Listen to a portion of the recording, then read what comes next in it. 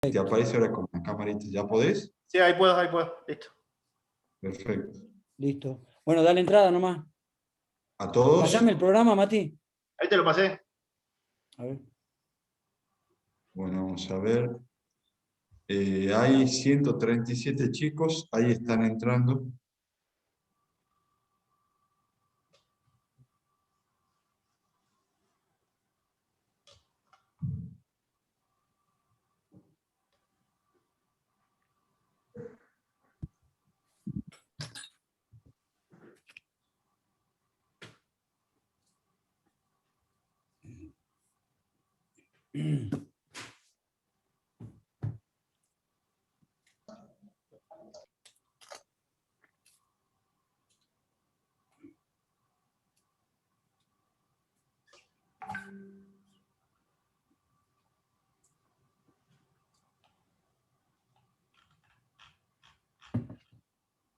Acá está Iván Zamorano de la selección de Chile.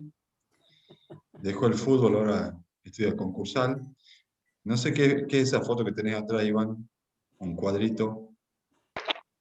Mi bisabuela. Ah, mira vos, me parece bien que te acompañe. A mí también, me encanta. Buenísimo, Parece- gracias. Me pareció que Para era probar así, derecho concursal la van a necesitar a la bisabuela, al todo. tatarabuelo. Vos por la Así duda hacían. invocás todo.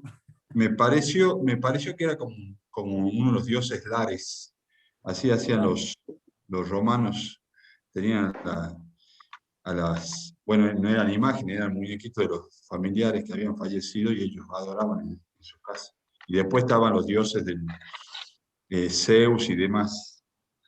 Claro, porque Y, los pero romanos tenían, cada estaban padre de en familia tenía una religión, un dios. sí, sí, la religión de la propia familia, los dioses lares. Porque acuérdate que ellos estaban los dioses en el Olimpo, pero también había semidioses que andaban entre la gente.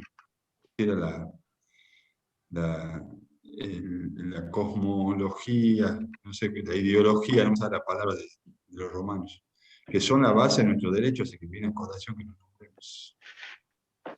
Yo, sin que venga a colación a nuestro derecho hasta que terminen de incorporarse todos, ya dije varias veces que soy agnóstico, pero yo tenía un grupo de rezadoras, así como vos, Iván Zamorano, la tenés a tu bisabuela ahí que te está haciendo fuerza de atrás. Yo tenía un grupo de rezadoras, amigas de mi mamá, cada vez que iba a rendir una materia, yo las hablaba por teléfono, rindo a las 3 de la tarde, y entonces eran como 8 o 10 que las tenía rezando ahí, pobre, toda la tarde. Bueno, hacía el milagro para que uno apruebe. Viste, cuando uno tiene Bueno, que rendir una materia, recurría a todo, ¿no? bueno, yo recurrí a mi abuelo, que ya había fallecido, así como Iván. Así que siempre me ayudó. Yo soy católico, pero bueno, también creo mucho Sí, sí, en los dioses lares. bueno. Buenas tardes a todos, a todas. Son las 16:14. Vamos a comenzar con la clase. Entremos derecho en materia. Hoy vamos a ver la unidad 1, que es introducción. Le doy una lectura. Punto 1, procedimientos concursales, la quiebra y el concurso preventivo. ¿Quién tiene micrófono abierto? Claudia Sánchez, tenés tu micrófono abierto e interrumpís, por favor, silenciate, muteate, gracias. Gracias. Gracias. Procedimientos concursales, la quiebra y el concurso preventivo. Principios: universalidad, colectividad, par condicio creditorum. Una frase que está escrita en latín por una cuestión de repetición de esa frase en nuestra materia. Punto 2, presupuestos. Y ustedes fíjense que dice A, B y C, mayúscula.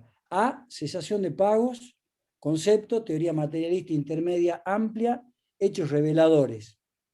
B, o sea que sería el segundo presupuesto, sujetos concursables, régimen genérico, situaciones especiales, personas fallecidas y deudores domiciliados en el extranjero, sujetos excluidos.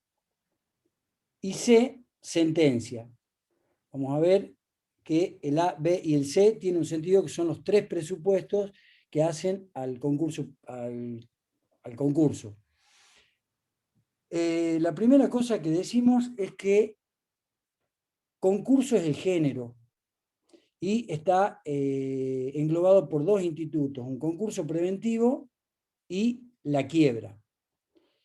Como dijimos, como insinuamos la vez pasada,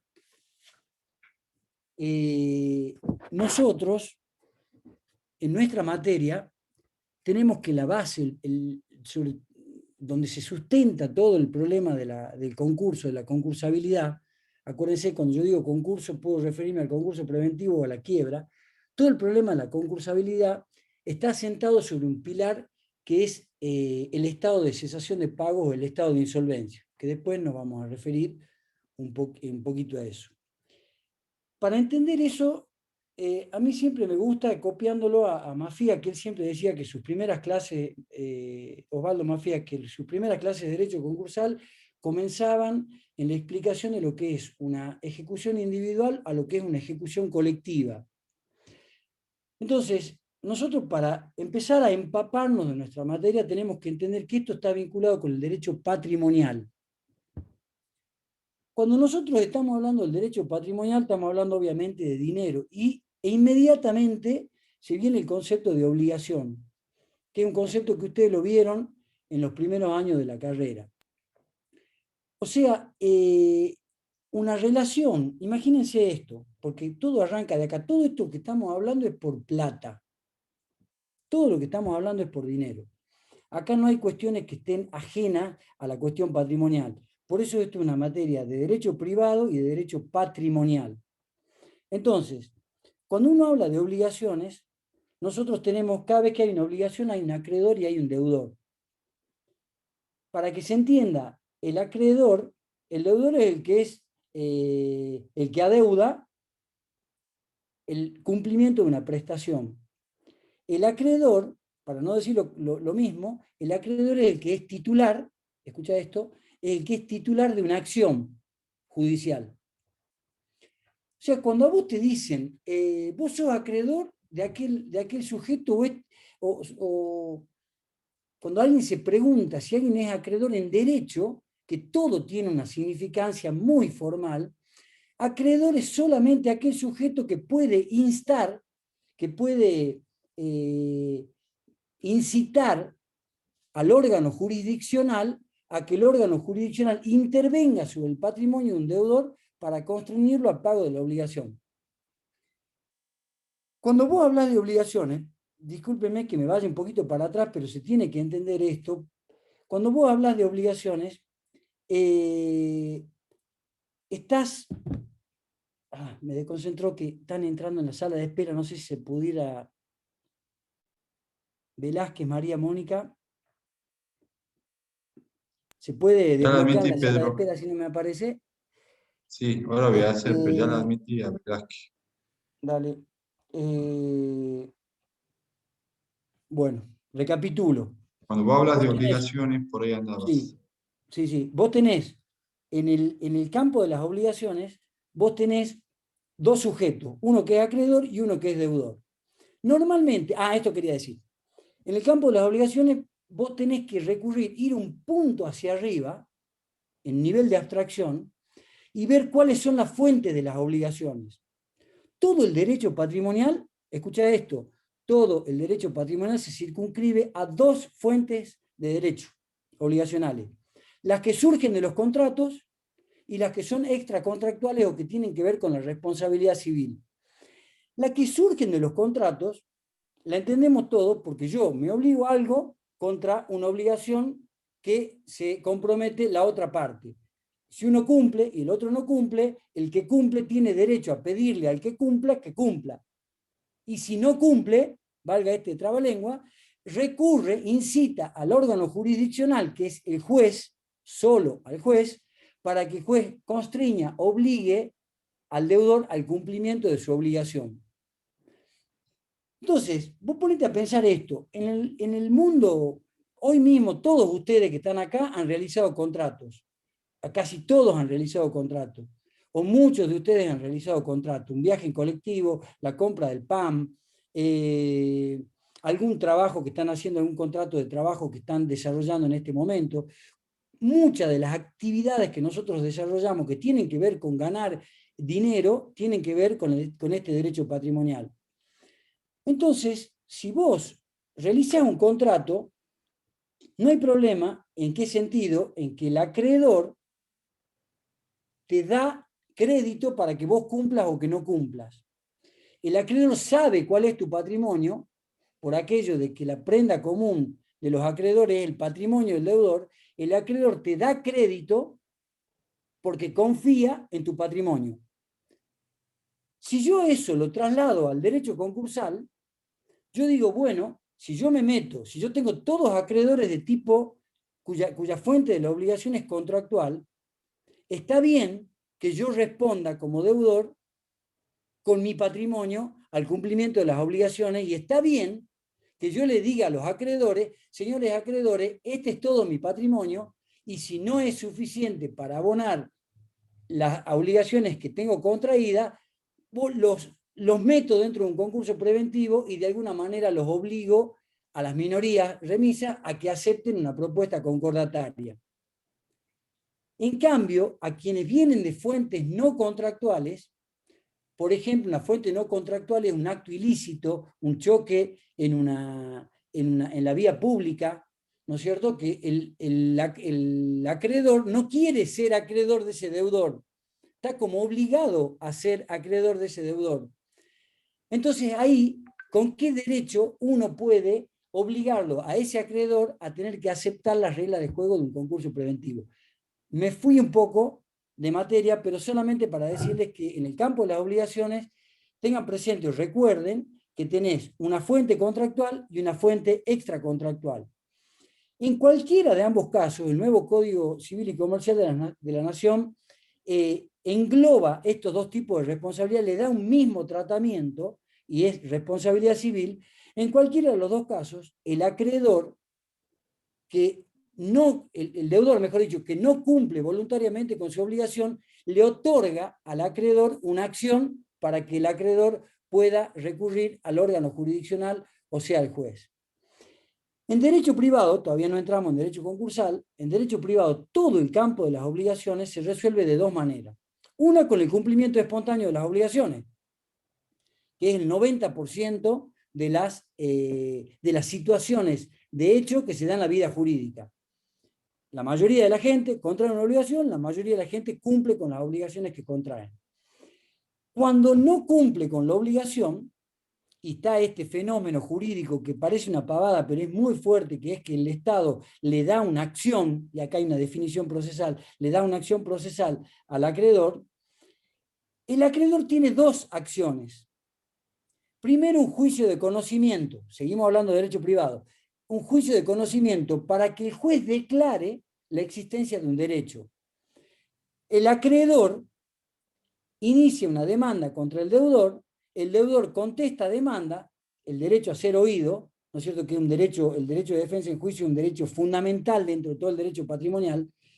El acreedor, repito, inicia una acción jurídica, inicia una demanda, el deudor contesta esa demanda, se produce un periodo de prueba para ver quién puede probar los hechos que han afirmado, y el juez, luego de los alegatos, el juez dicta cuál es el derecho.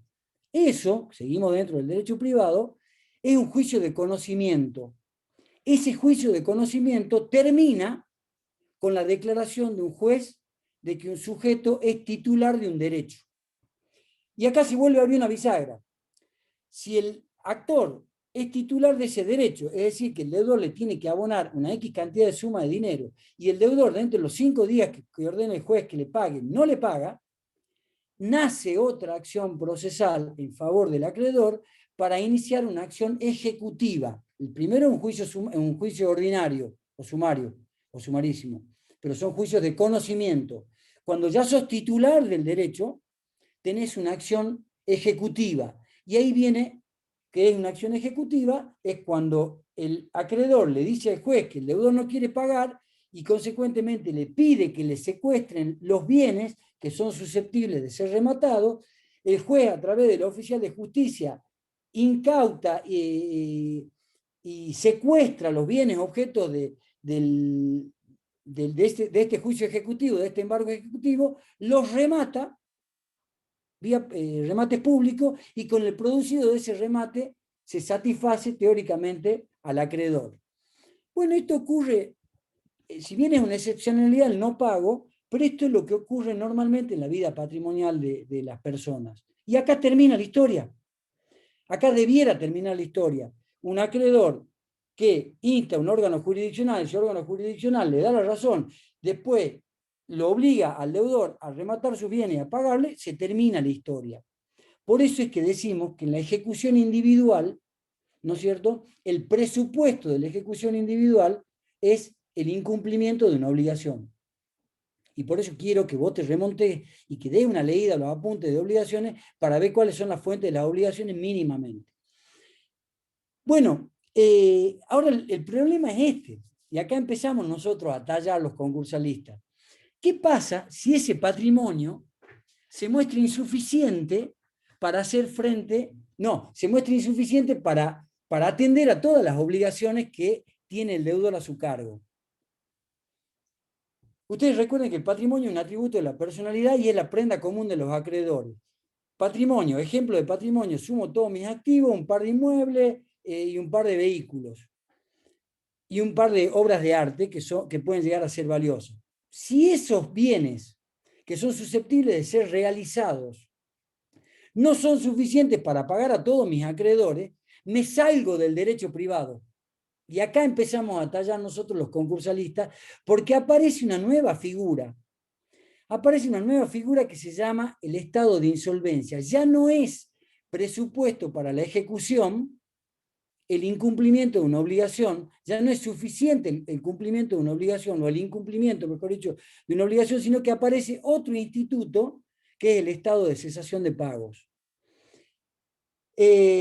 Ahora vamos a decir un poquito más algo sobre el estado de cesación de pagos, pero lo fundamental es que se entienda que este es el presupuesto de lo que va a ser el concursamiento. Entonces, acá aparece la figura de lo que la mayoría de los autores llaman la ejecución colectiva. Y esto es lo que decía Mafía: si vos vas a empezar a estudiar derecho concursal, tenés que entender de que muchas de las cosas que no soluciona el derecho privado vía ejecución individual, se empiezan a solucionar o se intentan solucionándose a través del concurso, ya sea preventivo o liquidativo. Este estado de cesación de pago es lo que da origen al concursamiento. Como dice el programa, le damos una leída al programa: procedimientos concursales, la quiebra y el concurso preventivo. Y vos te salteo los principios sobre los cuales después vuelvo, y voy directamente a los presupuestos. Te había dicho que tenés A, cesación de pago; B, sujeto concursable; C, sentencia.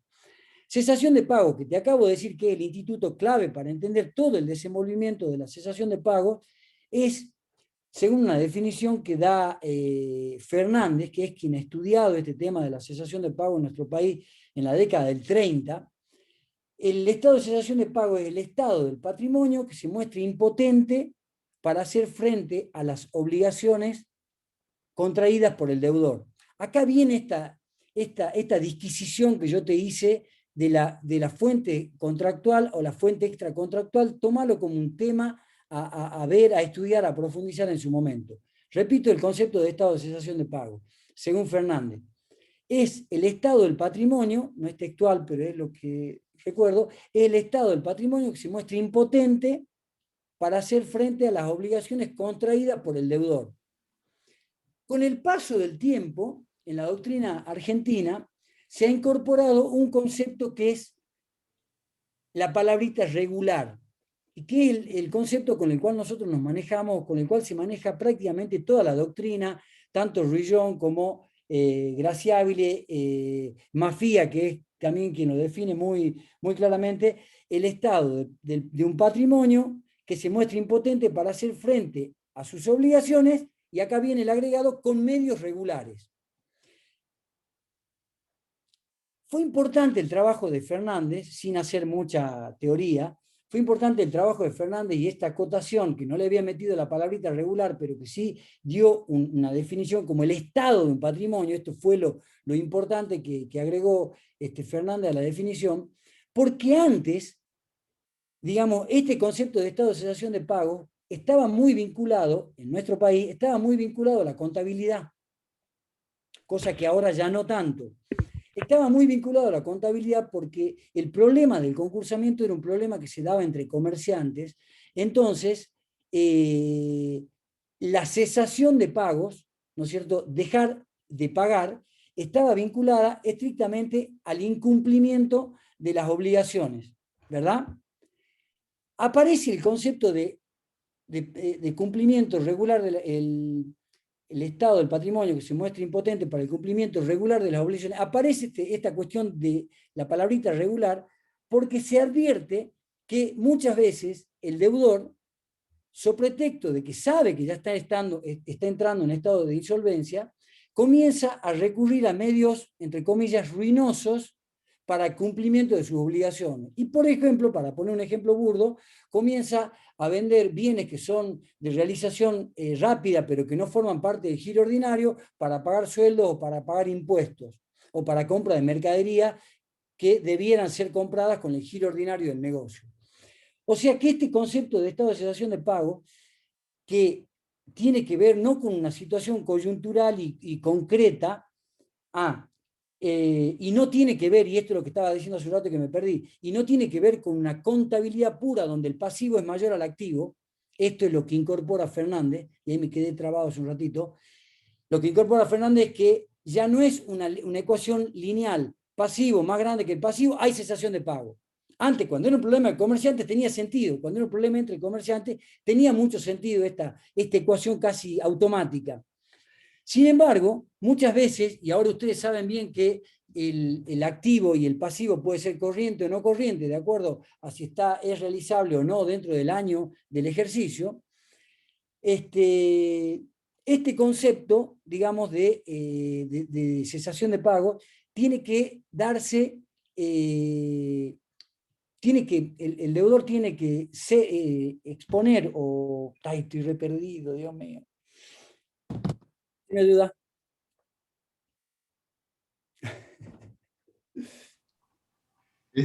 No sé qué hablaba, este estado de cesación de pagos. No, lo que quiero decir, y que estoy un poco trabado, porque me estoy yendo a Fernández, lo tengo a Fernández acá en la cabeza y me parece que es demasiado, pero Fernández, ¿qué es lo que dice? En definitiva, pasando en limpio, que el estado de un patrimonio que se muestra impotente para hacer frente a las obligaciones contraídas es un estado general y permanente. Quédense con esto último. Es un estado general y permanente, no es un estado coyuntural, no es una situación, ahí está, no es una situación, no es un hecho lineal que surge de un balance, de un estado contable. Uno puede tener un estado de cesación de pago y tener un activo que es 5, 6, 10 veces superior al pasivo. Entonces, acá como el estado es permanente y es general del patrimonio, acá entramos en un concepto que es muy complicado y por eso también es muy difícil de explicar, porque ¿qué quiere decir que sea permanente ese estado de impotencia o que sea generalizado? ¿Cómo lo puedo diferenciar en términos matemáticos de un estado de incumplimiento, de cumplimiento dificultoso que no es permanente, o sea que es coyuntural, que es meramente financiero? Bueno, el problema está que no hay fórmulas matemáticas. No hay fórmulas matemáticas que nos permitan determinar cuándo hay cesación de pago y cuándo no hay cesación de pago.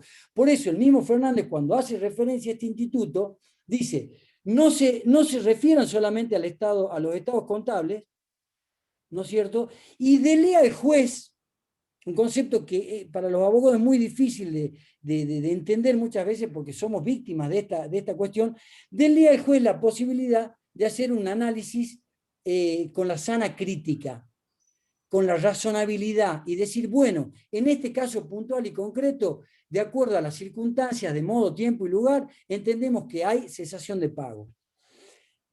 Vos ponete a pensar que es tan importante, y yo sé que no lo estoy explicando bien al concepto, me cuesta muchísimo explicarlo porque no hay fórmulas matemáticas, no hay conceptos claros para explicar, porque todo en definitiva terminamos en manos de lo que el juez en definitiva va a definir cuándo se da la cesación de pago y cuándo no.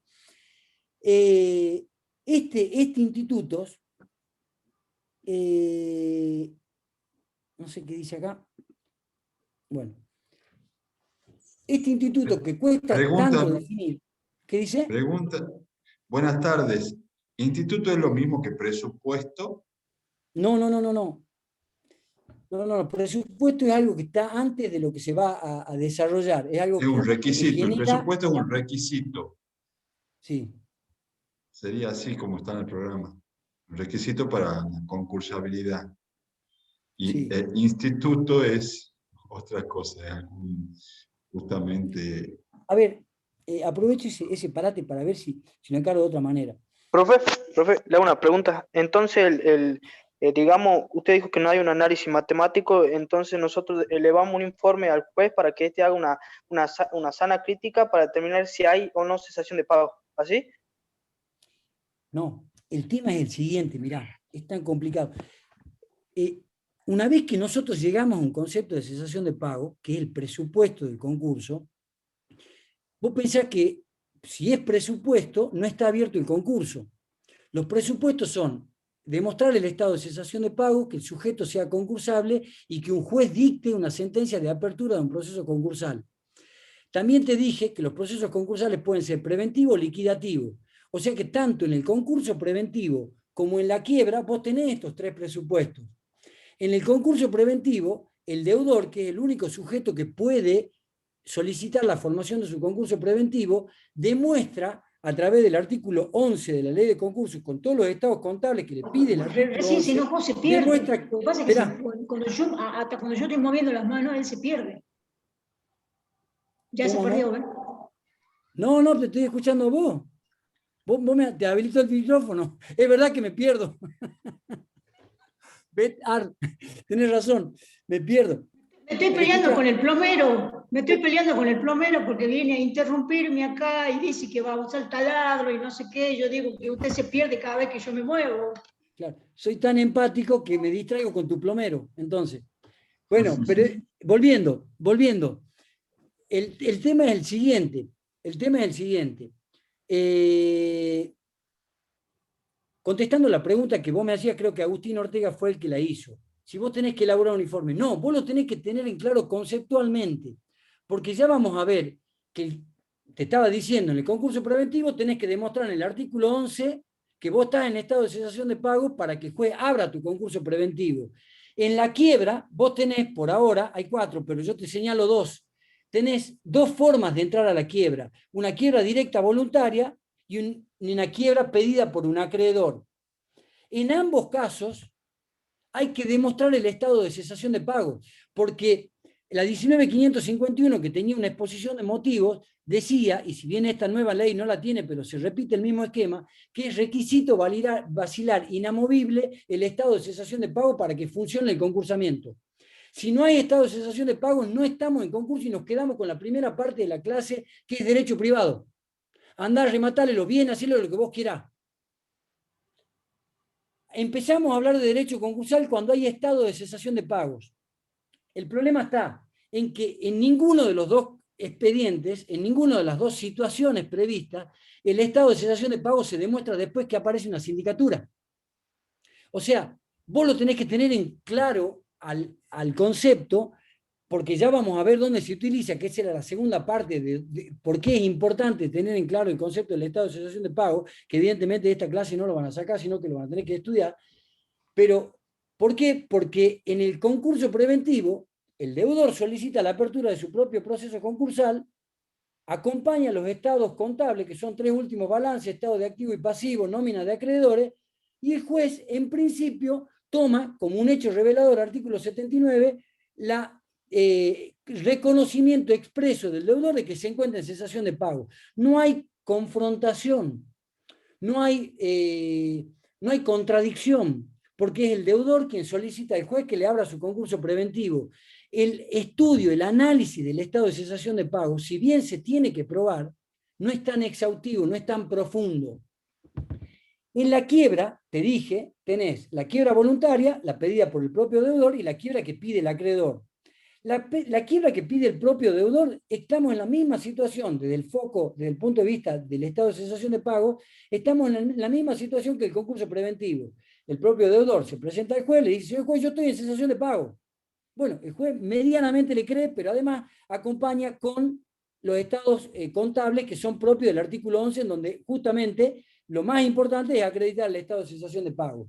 No hay profundidad en el estudio, en el análisis de este instituto. Y acá aparece por qué sí es importante tener en cuenta y por qué sí es importante la distinción de las tres teorías que nos marca el programa.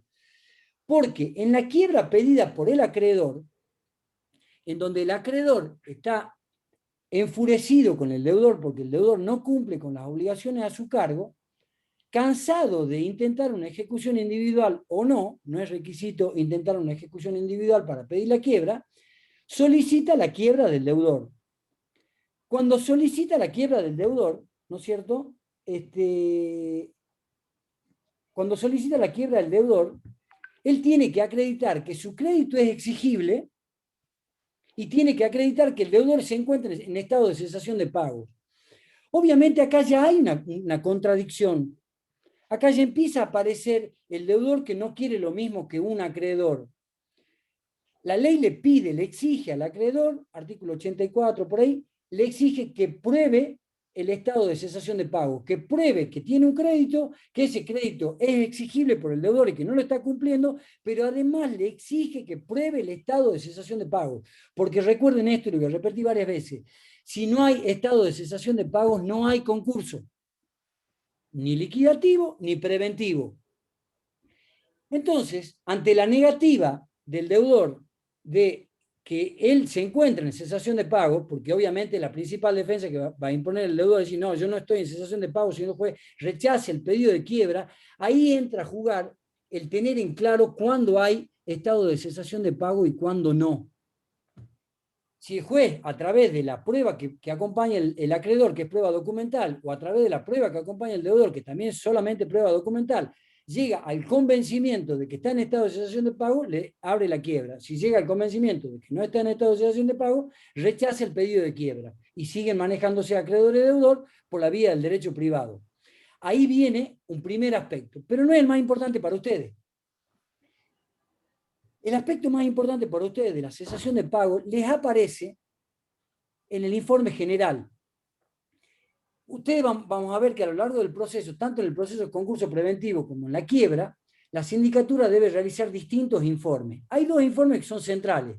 El informe individual, que se refiere a la existencia o no de los créditos individuales que intentan los acreedores pedir verificación en el concurso preventivo, y un informe general que es una evaluación de todo el patrimonio del deudor para saber cuáles son los activos, cuáles son los pasivos, si el deudor tiene pensado o tiene posibilidad de salir adelante con su concurso preventivo, o bien en la quiebra para saber cuáles son los activos que van a ser realizados en la etapa de la quiebra. En ese artículo 39 hay un inciso en el cual la sindicatura, y acá viene el informe, ahí te contesto, creo que Agustín Ortega fue el que hizo la pregunta, acá recién vos tenés una posibilidad como sindicatura de entender o de aplicar el concepto de estado de cesación de pago. Porque vos vas a tener que decir cuándo inicia el estado de cesación de pago. Y acá viene a colación lo que dice el programa. El programa te habla de que hay tres teorías, una material, una intermedia y una amplia. Ahora las desarrollamos.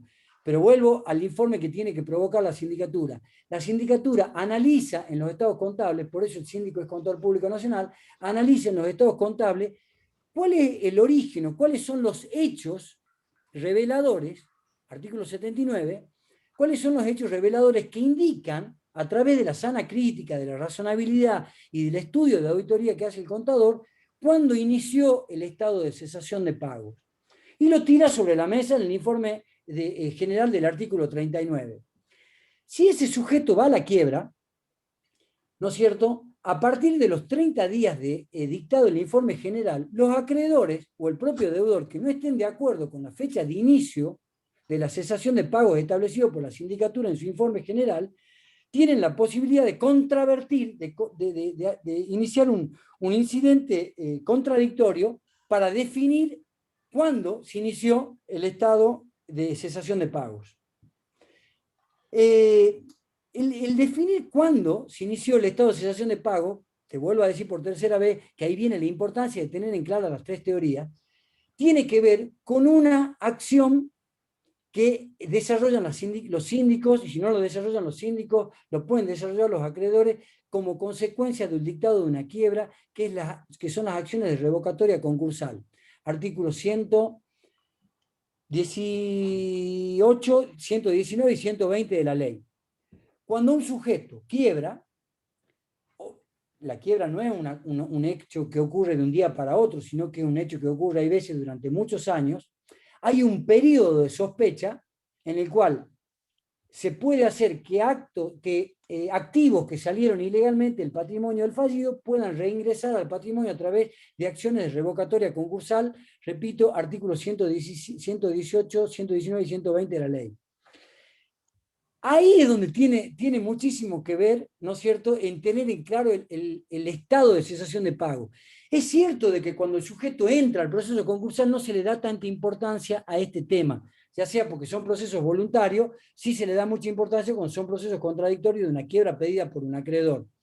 Pero acá es donde cobra toda la virtualidad el tener en claro el concepto. Porque si yo inicio el estado de cesación de pago en un momento determinado y me decretan una quiebra, eso es ni más ni menos que el concepto de periodo de sospecha, artículo 117 o 116 o 115, es el periodo que va desde el inicio de la cesación de pago hasta la quiebra. En ese periodo de sospecha se pueden hacer retrotraer actos jurídicos que el deudor realizó con algún acreedor para perjudicar a la masa, por aquello de que el patrimonio es la prenda común de los acreedores, pero es la prenda común de los acreedores aún antes de la quiebra. Por eso es que la quiebra tiene efectos hacia atrás, tiene efectos hacia adelante, desapoderamiento e incautación, pero también tiene efectos hacia atrás. Y el efecto más importante que tiene, por eso se llama retroacción de la quiebra, es la acción de revocatoria concursal. Cuando el síndico es prolijo, es estudioso, tienen claro este concepto de que el estado de cesación de pagos es aquel estado del patrimonio que se muestra impotente para hacer frente a obligaciones con medios regulares, ahí va a poder determinar cuándo se inició ese estado de cesación de pago. Punto aparte, ya vuelvo sobre el tema. El programa nos pide tres teorías de la cesación de pago, que normalmente uno dice, ¿para qué piden eso? Es histórico, no me importa. Tiene una explicación histórica. La cesación de pagos, hay una teoría materialista, una teoría intermedia y una teoría amplia. La teoría materialista tiene que ver con el nacimiento de la quiebra. Cuando en la Edad Media nace el instituto de la quiebra, los comerciantes, que son quienes desarrollaron todo este andamiaje, este complejo de normas y de relaciones jurídicas, los propios comerciantes dicen, aquel comerciante que incumpla con una obligación está en quiebra. Repito, aquel comerciante que incumpla con una obligación está en quiebra. Es una interpretación literal. Ustedes fíjense, estado de insolvencia, estado de cesación de pago. Quitarle la palabra estado, insolvencia, es un prefijo que indica un no, solvencia de que sos solvente, de que podés hacer frente a cualquier cosa, a una exposición teórica, o que sos solvente patrimonialmente. El insolvente es el que no es solvente patrimonialmente. El que cesa en los pagos es ni más ni menos que dejar de pagar. Cesa en los pagos. La interpretación de esta teoría materialista es una interpretación literal del instituto, dejar de pagar. Esto, como dije, tiene una explicación histórica, nació en la Edad Media y así se entendía. Aquel comerciante que no pagaba, se le decretaba la quiebra, la bancarrota, y hay una serie de anécdotas que ya no vienen a cuento. Cuando va pasando el tiempo, toda la jurisprudencia francesa incorpora a este dejar de pagar un elemento que es la imposibilidad de pagar. Y dice, no, está bien, dice, va a quebrar el que no paga. Pero no solamente quiebra el que no paga, sino que además quiebra el que no paga, pero que además no puede pagar. Su patrimonio no puede pagar. Y a partir de ahí, hasta casi nuestros días, digamos, se instala esta teoría intermedia en la cual hay estados de insolvencia cuando el deudor no paga, pero no paga porque su patrimonio no puede hacer frente a la totalidad de las obligaciones. Esa es la teoría intermedia. O sea, hay un dejar de pagar, pero hay otro elemento que se llama imposibilidad de pagar. Luego se agrega en la teoría amplia y se dice, no es tan importante dejar de pagar. Para que exista cesación de pagos, puede haber cumplimiento de las obligaciones, pero no con medios regulares. Por eso les digo yo que cuando uno analiza el concepto de estado de cesación de pago, estado de insolvencia, la clave para entenderlo es la palabra regular. Porque yo puedo pagar a todos mis acreedores, pero si no pago con los activos corrientes, si no pago con los activos que son propios del giro ordinario, para un cachito. Si no pago, ¿no es cierto?, con los activos que son propios del giro ordinario, no estoy pagando con medios regulares. Y ahora yo te llevo a una realidad. Ustedes imagínense esta realidad. Un deudor que tiene una empresa X, imagínense ustedes cualquiera, que empieza a advertir que le está costando pagar los sueldos, que le está costando pagar los tributos. Bueno, este deudor empieza primero a hacer recortes de algún tipo, comienza a tomar trabajadores en negro, con lo cual empieza a aumentar lo que es el salario, lo que se denomina salario oculto, comienza a retrasar en el pago, pero siempre, ¿no es cierto?, termina cumpliendo con sus obligaciones, de un modo o de otro, hasta que empieza a tomar préstamos bancarios, porque tiene un patrimonio más o menos solvente, y cuando ya se le acaba ese respaldo patrimonial para que los bancos te presten dinero, empieza a recurrir a prestamistas. Vamos a poner ese ejemplo, ¿no es cierto? Ustedes saben que recurrir a prestamistas tiene el costo del dinero, es altísimo. Ese tipo que está cumpliendo con el pago de sus obligaciones se encuentra en estado de cesación de pago. Para la teoría amplia, ¿no es cierto?, sí está en estado de cesación de pago porque no está cumpliendo con medios regulares. Mafia dice, cumplir con medios regulares implica pagar en la especie debida, en tiempo debido. Si yo me comprometí a pagar en dinero y estoy pagando con mercadería, no estoy pagando en la especie debida. Si yo me comprometo a pagar el 5 de abril y le digo al acreedor que me aguante 10 días más, no estoy pagando en tiempo debido, ya es irregular el pago. Y si le estoy pagando a algunos acreedores, los que gritan más fuerte, y a otros no tanto, porque no gritan más fuerte, como puede ser el fisco, como pueden ser los trabajadores, que tienen un tono de voz más bajo, sobre todo el trabajador grita despacito, o grita por dentro, ¿no es cierto?, lo que es peor. Bueno, si no le paga a todos los acreedores, ahí hay cumplimiento irregular de las obligaciones. ¿Hay incumplimiento? No hay incumplimiento. Pero hay estado de cesación de pago, puede haber estado de cesación de pago. Por eso el concepto de estado de cesación de pago es muy difícil de materializar. Pero quédense con esta idea, que el estado en patrimonio general y permanente, ¿no es cierto?, vincúlenlo con una cuestión de tipo económico, no con una cuestión de tipo financiero coyuntural. Es voy a utilizar una metáfora, es una enfermedad del patrimonio del deudor que no está pudiendo hacer frente a sus obligaciones con medios regulares. Vean ustedes, lean ustedes qué significa medios regulares. Perdón, bueno, profe. Pará, ya te doy la palabra. Quiero hacer clases aburridas, pero por lo menos que los 40 primeros minutos pueda desarrollar lo que es el primer punto, la unidad.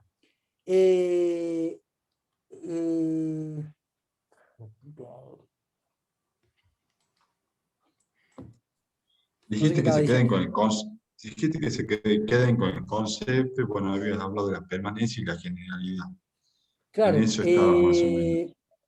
Bueno, no sé qué te estaba por decir, pero para cerrar, digamos, el estado de cesación de pago, este estado del patrimonio que se muestra impotente para hacer frente con medios regulares, es un concepto de muy difícil, es muy difícil, al tacto es difícil, eso no lo podés tocar muy bien, porque pero lo tenés que entender, lo tenés que aprender, lo tenés que leer, lo tenés que estudiar, porque eso es lo que va a hacer la diferencia cuando vos puedas accionar en un proceso, no tanto como contador al momento de decretar si se decreta la apertura de una quiebra o no, porque eso será un problema del juez, que deberá saber exactamente cuál es el concepto del estado de cesación de pago, sino cuando vos sos síndico y estudiás hacia atrás desde cuándo se inició para saber, ¿no es cierto?, si este sujeto estaba en estado de cesación de pago o no, cuando empezó a dilapidar su activo y en definitiva a perjudicarlo a los acreedores de la quiebra. Y acá venía lo que estaba diciendo hace un rato. Vos tenés entonces, de las tres teorías que nos marca el programa, una teoría materialista, por ahora olvídatela a esa tiene un andamiaje histórico. Tiene una teoría intermedia que dice, hay un incumplimiento, pero hay una imposibilidad de pagar. Y la teoría amplia que dice, no necesariamente tiene que haber un incumplimiento, pueden haber hechos reveladores que no necesariamente sean incumplimiento, y te doy un ejemplo. Un agropecuario que tiene una finca en la cual siembra soja y que se inunda su campo y que no tiene un seguro contratado, ese agropecuario tiene obligaciones contraídas para final de cosecha o para la cosecha, sabe que no va a cosechar, no debe un peso hoy, no tiene ningún crédito que sea exigible, pero ese sujeto ya está en estado de cesación de pago.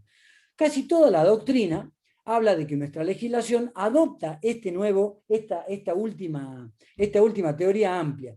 Sin embargo, Matías Ulibarri el otro día aconsejó que lean la introducción de Ruillón, yo le hice caso, y leí la introducción de Ruillón, y Ruillón, me sorprendí, dice que nuestra ley adopta la teoría intermedia. Dice que adopta la teoría intermedia porque la ley exige para que el acreedor pueda solicitar la quiebra de un deudor, tiene que acreditar el estado de cesación de pago, pero que su crédito es exigible. Si su crédito es exigible es porque está incumplido. Pero acá hay un error conceptual, para mí, de Ruillón, y que lo contesta el propio Fernández, 80 años antes, en 1939, diciendo, esta teoría no puede prosperar, porque si yo digo que el incumplimiento es lo que marca el inicio del estado de cesación de pago, si yo me pongo desde la posición del síndico que tiene que meter una acción de revocatoria concursal y me tengo que ir al inicio de la cesación de pago, lo primero que tengo que buscar es un incumplimiento. Si no encuentro incumplimiento, no hay cesación de pago, si es la teoría intermedia. Vos fijate, yo hasta ahora nunca le había encontrado utilidad al tener en claro esta diferencia. Yo pensaba que era un problema histórico y lo contaba como un cuentito de cómo nacía la quiebra. Sin embargo, ahora me doy cuenta que tiene una importancia trascendente porque esto tiene que ver con la realidad con la que nos encontramos todos los días cuando hay una quiebra, que el sujeto que quiebra dejó bienes en el camino, ocultos. Si vos le hacés el seguimiento hacia atrás a un fallido, vas a encontrar que detrás de algunas piedritas del camino que él trazó hasta llegar a la quiebra, hay algunas cositas que ocultó, alguna basurita que metió bajo la alfombra. Tu función como síndico, mal que nos pese a nosotros los abogados, tu función como síndico es que vos detectes esa cuestión y que vos reconstituyas el patrimonio del fallido en orden al reparto, porque se trata de una quiebra y la quiebra implica la liquidación de la totalidad de los bienes del fallido actuales o los que fueron mal vendidos. Entonces, yo creo, ¿no es cierto?, pero acepto cualquier cosa. Imagínate, Ruillón, esto lo introdujo creo que en la última modificación, esto de que para él, ¿no es cierto?, la teoría intermedia es la que se impone en nuestra ley concursal. Si él sostiene una cosa de eso, como un alumno, como un profesor, no va a poder tener posiciones tan diferentes sobre temas que pueden llegar a ser tan comunes en todos nosotros. ¿Qué quiero decir con esto último? Que nosotros propiciamos las diferencias de opiniones. ¿No es cierto? Paréntesis. Propiciamos las diferencias de opinión, siempre y cuando estén fundamentadas. Ruillón la fundamenta y dice, anda, fíjate en el artículo 84, porque la cesación de pago está... sí, pero no te olvidaste de decir qué es lo que ocurre en la realidad cuando un deudor, ya sabiendo de que se va a la quiebra, empieza a esconder o a dilapidar sus activos en manos de terceras personas. Bueno, para terminar esta desordenada exposición, pero no quiero irme de lo que me pide el programa. Sujetos concursables, el segundo presupuesto. Una vez que vos tenés en claro el primer presupuesto objetivo, que es el estado de cesación de pagos, tenés que analizar el segundo presupuesto de los concursos, que es la concursabilidad del sujeto. Para eso tenés que leer el artículo 2 y el artículo 5. Ya si Matías Villavicencio está durmiendo es porque esto está muy aburrido. Los sujetos concursables. Antes tenía mucho sentido estudiar este tema de los sujetos concursables, porque el concurso preventivo, la quiebra, estaba pensado solo para comerciantes. De hecho, era casi un derecho, era casi un privilegio poder contar con una ley de concurso. Ahora, se ha ampliado tan fuertemente el sujeto concursable que no tiene interés académico. Ustedes lo tienen que saber. ¿Y qué es lo que tienen que saber? Que los sujetos concursables son todos los sujetos de derecho privado. Punto número 1. O sea, no entra ningún Estado nacional, provincial o municipal, ni las personas de derecho público, que son la Iglesia Apostólica Católica, la Iglesia Católica Apostólica Romana, no cualquier iglesia católica, sino la Católica Apostólica Romana, y creo que hay alguna otra más que no me la acuerdo en este momento. Bueno, pero ningún Estado se puede concursar, ¿no es cierto? Por más que esté en estado de cesación de pago, el concurso no está pensado para los sujetos de derecho público. Tampoco se pueden concursar, que son los otros dos bienes que están excluidos del concursamiento, ni las entidades financieras ni las compañías de seguro. El resto, tómenlo así, el resto se puede concursar. Las compañías de seguro tienen un régimen propio y las entidades financieras tienen un régimen propio que tiene que ver con el bien público de ambas cuestiones jurídicas, como son todos los temas de seguro y todos los temas financieros en nuestro país. Entonces, es el régimen genérico, las situaciones especiales son esas: personas fallecidas y deudores domiciliados en el extranjero. No tiene mucha relevancia, pero simplemente diremos que tanto las personas fallecidas como los sujetos domiciliados en el extranjero, como para yo ceñirme un poco al programa, son aquella persona que fallece. El patrimonio, ya sabemos que es el atributo de la personalidad. Si la persona fallece, queda un patrimonio como flotando en una especie de limbo, ¿no es cierto? En una especie de limbo que hasta que es aceptado ese patrimonio por los herederos, no es como de nadie. Ese patrimonio que anda flotando se puede concursar. No quiero que se detengan en ese tema, es un tema muy jurídico. Personas domiciliadas en el extranjero. Antes, los sujetos domiciliados en el extranjero podían tener bienes propios en nuestro país. Hoy por hoy, las personas domiciliadas en el extranjero que tienen bienes registrados en nuestro país tienen que tener un andamiaje jurídico, ¿no es cierto?, argentino. La Coca-Cola United States tiene que tener una Coca-Cola Argentina acá, y esa Coca-Cola Argentina puede tener bienes por más que sea una sucursal, etc. Con lo cual, tampoco le den importancia a ese tema del programa. Por ahora, quédense con el régimen genérico y situaciones especiales. Tercer presupuesto, sentencia. Para que haya un concurso, tiene que haber dos presupuestos, uno subjetivo y uno objetivo. El subjetivo del sujeto concursable, el objetivo del estado de cesación de pago, y un tercer presupuesto formal, es que un juez dicte una sentencia, ya sea de la apertura de un concurso preventivo o de una quiebra. Si no hay sentencia, escuchen esto, si no hay sentencia, no hay concursamiento. Esto tiene que ver también tiene su raíz histórica y tiene que ver con la teoría materialista del estado de cesación de pago, en el cual el sujeto que debía una obligación inmediatamente se constituía en quiebra y el juez solamente la declaraba, pero la quiebra había ocurrido cuando había incumplido con la obligación. Bueno, hoy por hoy no hay concursamiento si no hay sentencia. ¿Qué implicancia práctica tiene esto para ustedes? La siguiente, que no tiene tanto para ustedes, pero sí para que ustedes la tengan presente, que si no hay sentencia de quiebra no se aplica el artículo 273 de la ley de concurso. O sea, no se aplican las reglas procesales. Como tanto el concurso preventivo como la quiebra son procesos judiciales o procedimientos judiciales, en ambos casos ustedes tienen que saber cuáles son las reglas de juego con las cuales se maneja el deudor y los acreedores. Bueno, las reglas de juego en un proceso judicial común y corriente, ¿se acuerdan que al principio de la clase hablamos de los procesos de conocimiento, de los procesos ejecutivos? Están regulados en lo que se llama Código de Procedimiento Civil y Comercial de la provincia de Salta, a los que vivimos acá.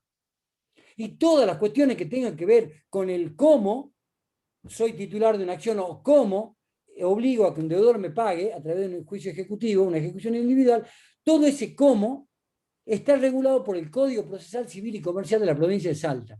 Todas las reglas están ahí. Sin embargo, en la ley de concursos tiene un régimen procesal propio, que ya lo tienen que ir estudiando y lo tienen que ir viendo. Debería estar incluso en la primera bolilla del programa, pero lo que pasa es que es muy difícil, porque ¿cómo hacemos para que ustedes ya empiecen a entender el artículo 273 si no entienden ni siquiera cuál es la finalidad del concurso preventivo de la quiebra? Sin embargo, para los que ya estén estudiando un poco la materia, sepan que tienen que leer el 273, porque a partir de la sentencia de apertura del proceso de concurso preventivo o a partir de la sentencia de quiebra, se empiezan a regir el cómo a través del 273, que son las reglas procesales que se establecen para los concursos preventivos y para las quiebras. Redondeando, el punto 2 de esta bolilla sería que los tres elementos, los tres presupuestos para el concurso son cesación de pago, sujetos concursables y sentencia. Sentencia del concurso preventivo, el artículo 14, o la de la quiebra, el artículo 88. ¿Sí? Entonces, eso para terminar. Volviendo al punto 1 de la unidad 1 que dice procedimientos concursales, la quiebra y el concurso preventivo. Bueno, digo dos cositas para ir cerrando. En primer lugar, comienzo, mejor dicho, por los principios, que son comunes a los dos institutos. El concurso preventivo es un sistema de saneamiento patrimonial a través del acuerdo del deudor con sus acreedores, con un grupo de acreedores. Después lo vamos a ver en detalle. La quiebra es un procedimiento mediante el cual el deudor queda desapoderado de sus bienes, la sindicatura incauta los bienes, administra y dispone de los bienes del deudor a través de todo un procedimiento que establece la ley de concurso, los liquida, es decir, los realiza y lo distribuye conforme a un orden de privilegio que establece el artículo 239 en adelante de la ley de concurso y quiebra. En ambos casos hay presupuestos comunes, que son los que acabo de dar, y hay principios que son comunes. Se los enuncio nada más. El principio de universalidad, que la universalidad tiene que ser objetiva y subjetiva. La universalidad objetiva significa que todos los bienes del deudor están involucrados en el concursamiento. No es que el deudor dice, bueno, estos bienes como me convienen a mí los dejo afuera. No.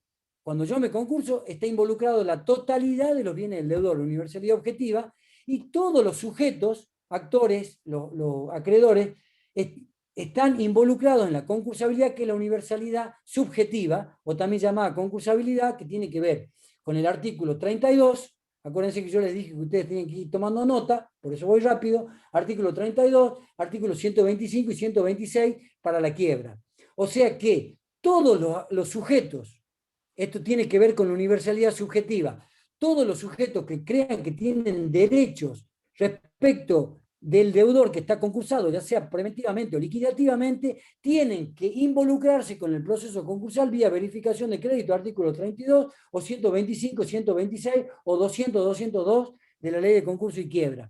Si no se meten en el concurso, en el proceso judicial para hacer valer sus derechos, no participan en el procedimiento. Por eso se habla de universalidad. El artículo 1 de nuestra ley habla de la universalidad objetiva y la universalidad subjetiva. Segundo principio, el de la unicidad. No espero que lo entiendan completamente, pero lo denuncio. Unicidad es que hay un solo proceso. No pueden haber 5 procesos con un solo patrimonio que esté en concursamiento. Hay un solo proceso. Y por eso es que el concurso preventivo que fracasa, artículo 77, inciso 1, termina en quiebra. ¿No es cierto? Pero la quiebra devenida por un fracaso, un concurso preventivo, es el mismo proceso judicial. Por eso hay unicidad. Y al revés, un sujeto que le declaran la quiebra y que en virtud del artículo 94 pide la conversión, o 94, pide la conversión de la quiebra en concurso preventivo, hay un solo expediente, hay unicidad. Esa unicidad se refleja en un único juez y en una única sindicatura en principio. Tercer principio, inquisitoriedad. No espero que lo entiendan profundamente, pero sepan que en el concurso preventivo el juez y la sindicatura, en consecuencia, que es una auxiliar de juez, tienen mucha actividad dada por la ley. En todos los procesos de tipo dispositivo, en todos los procesos de derecho privado que hablábamos al comienzo, donde hay un deudor y un acreedor, o un grupo de deudores y un grupo de acreedores, pero estamos dentro del esfera del derecho privado, o sea que el presupuesto y el incumplimiento de la obligación y no el estado de cesación de pago,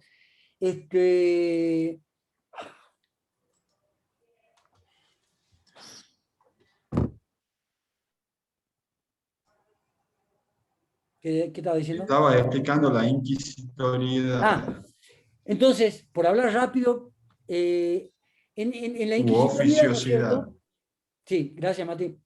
El juez, tanto el juez como la sindicatura, que es su auxiliar, tienen mucha actividad por sí mismos. No reaccionan, no son reactivos, como es en el derecho privado, donde hay un deudor y un acreedor. Cuando hay un deudor y un acreedor, el proceso esto sería importantísimo que ustedes lo lean en algún lado, el proceso judicial es de tipo contencioso.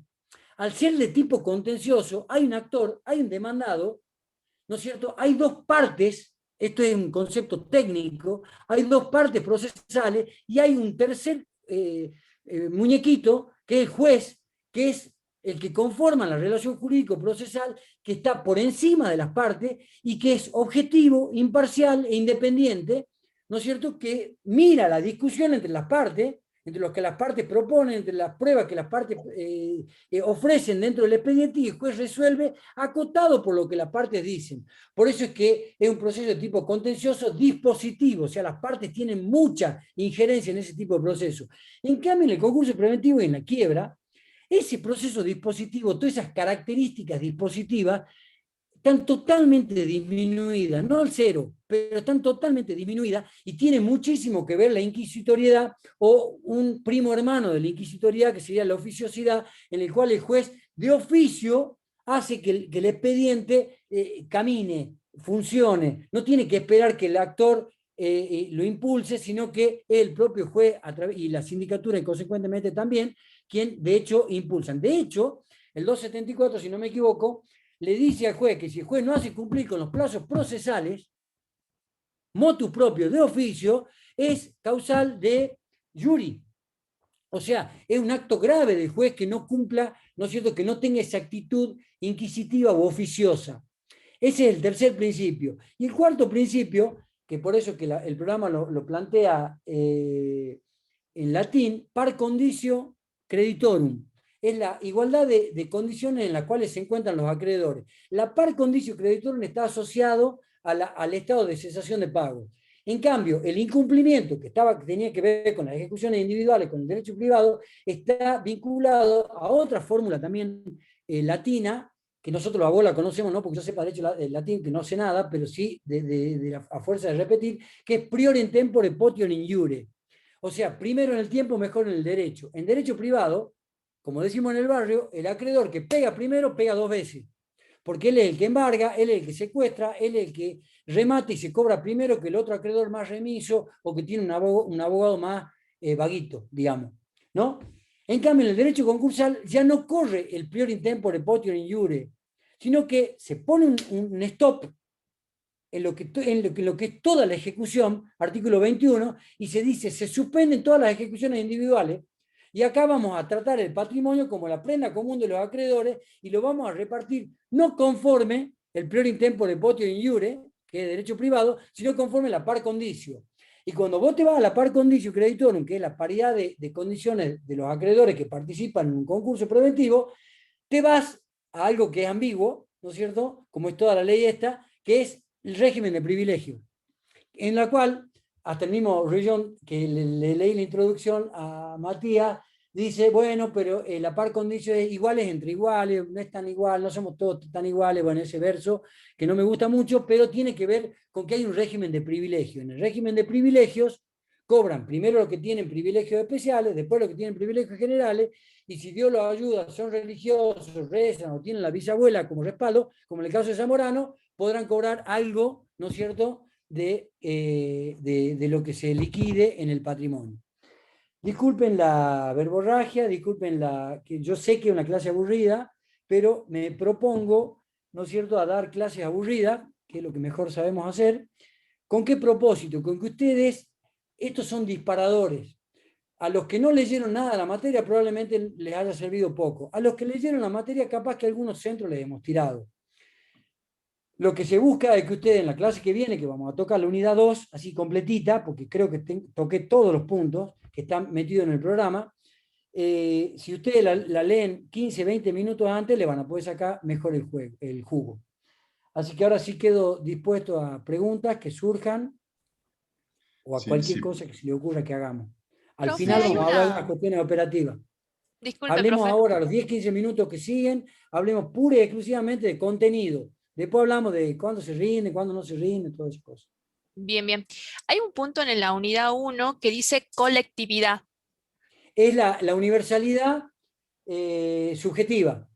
Ah, bien, bien. Artículo Listo, listo. 32, 125 y 126. Muchísimas Los gracias. acreedores, para hacer valer sus derechos, tienen la carga procesal no obligación, la carga procesal de hacer valer sus derechos en el proceso. Para eso tiene que venir a verificar en el concurso. Para venir a verificar en el concurso, tenés 5 vías. Artículo 32, artículo 56, artículo 21, artículo 16 y artículo 16 también.